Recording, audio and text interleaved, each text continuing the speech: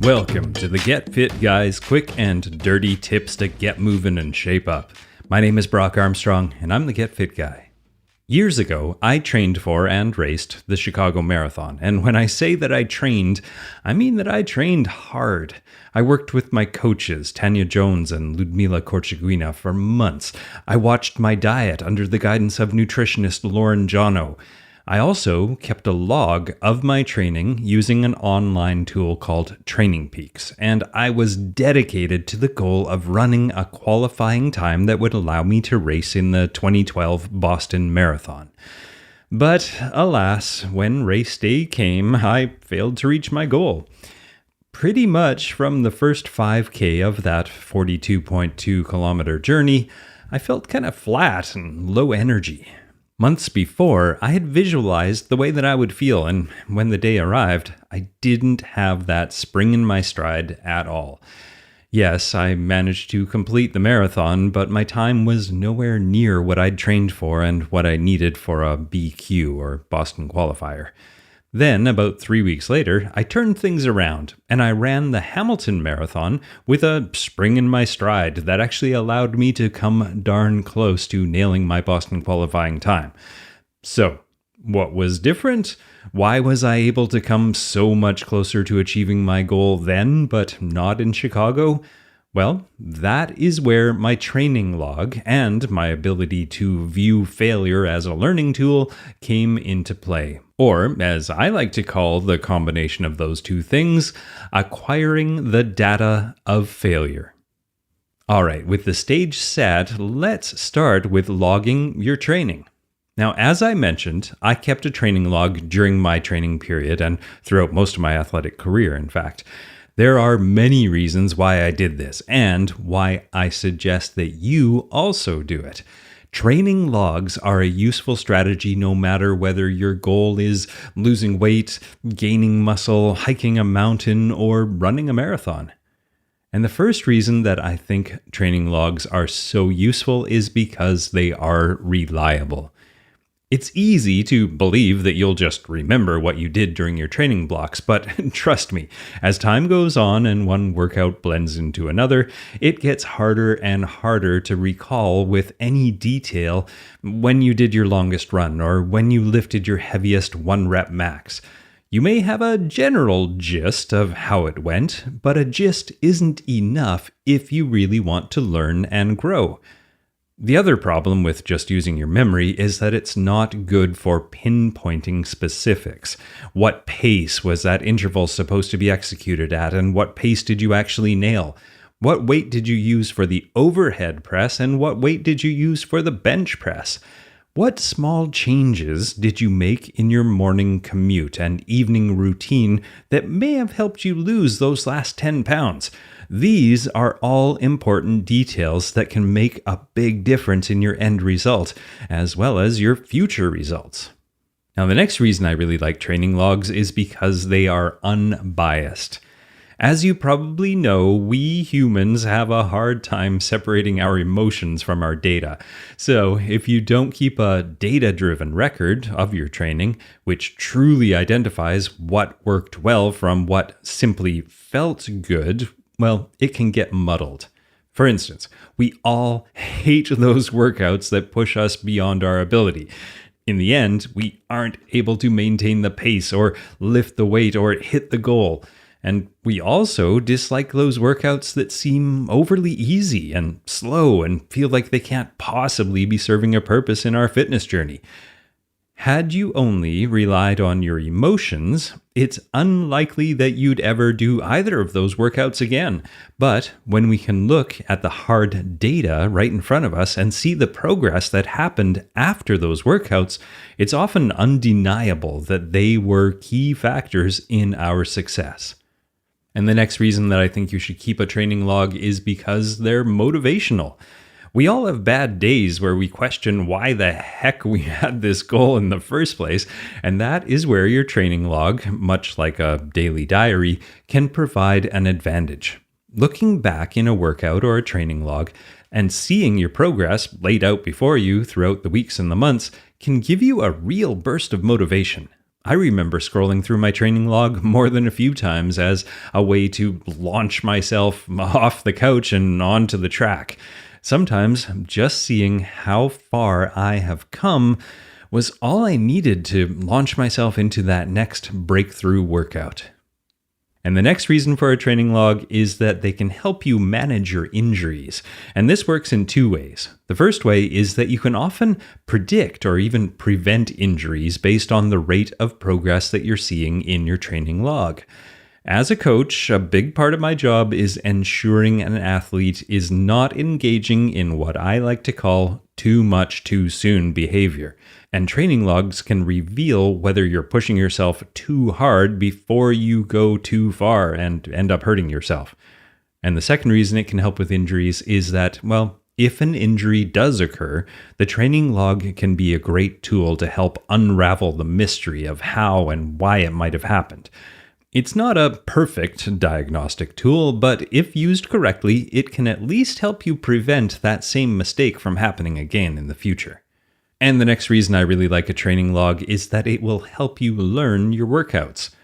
If you have a complex goal, well, your training can also be complex.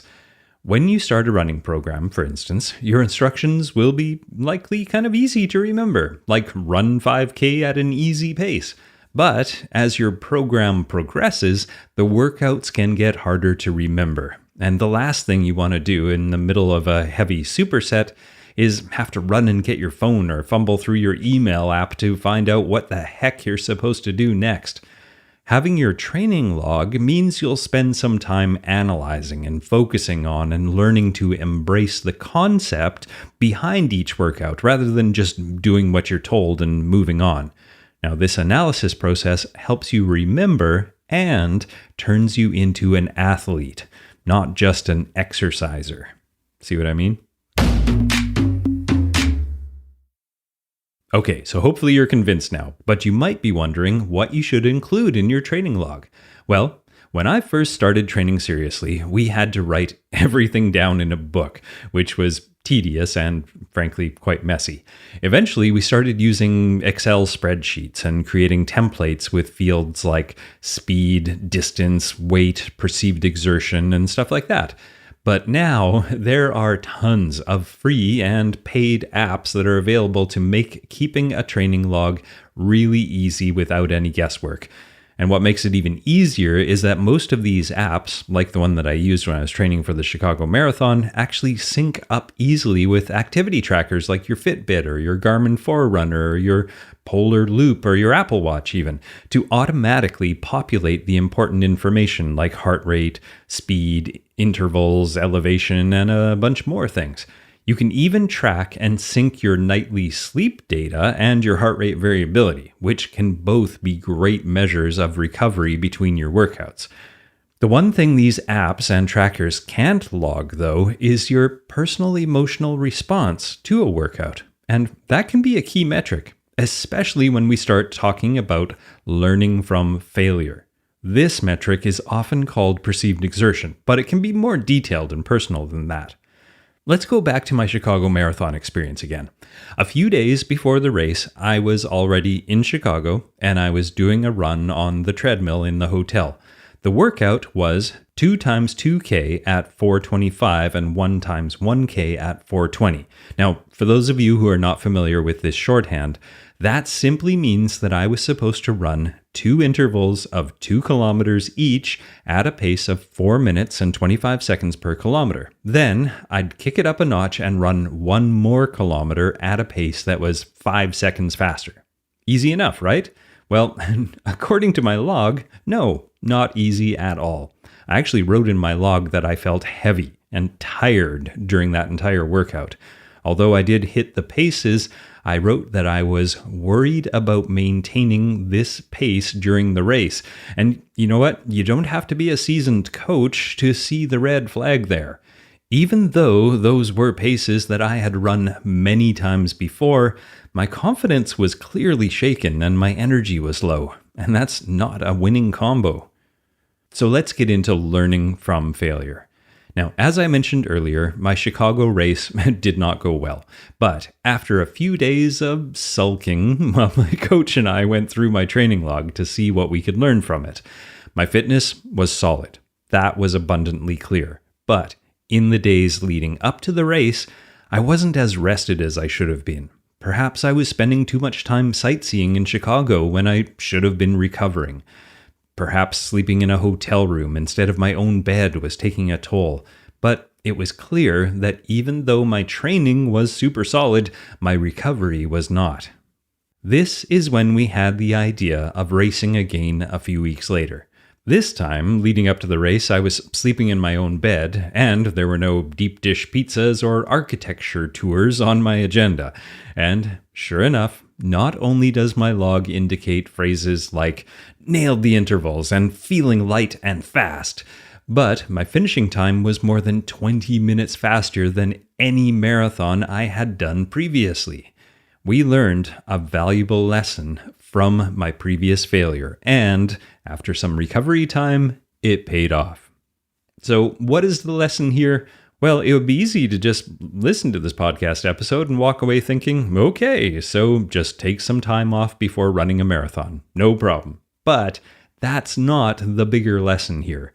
The bigger lesson is that out of a seeming failure, I was able to glean some important information about my training, my recovery, my biology, and about myself as an athlete.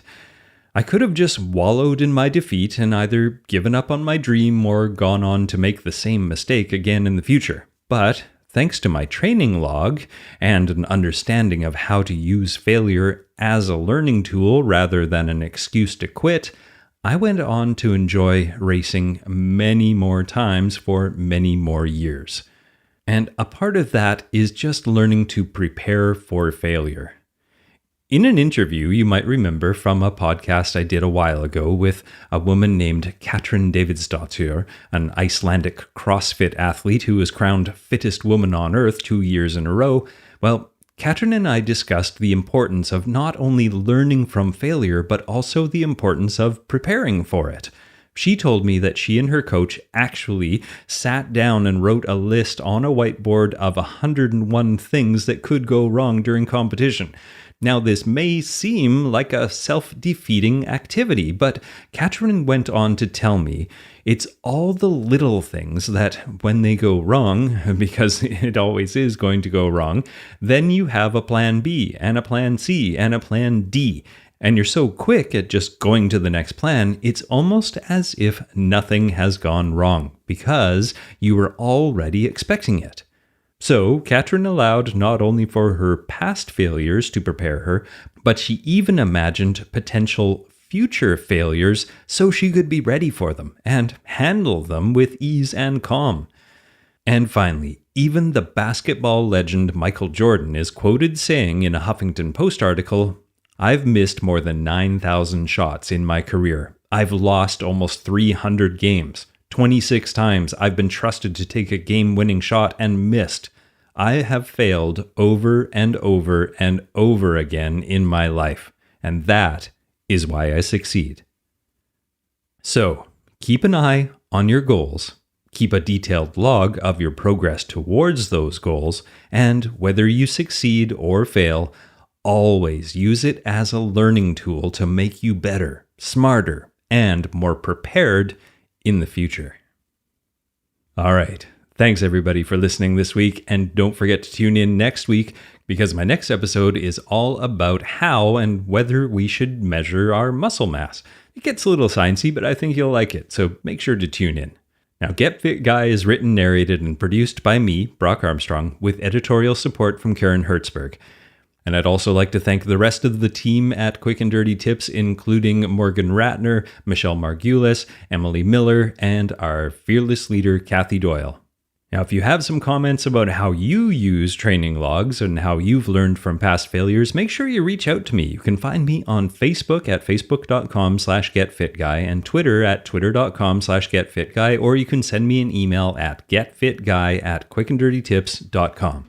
Now, what are you waiting for? Get out there and make failure part of your plan.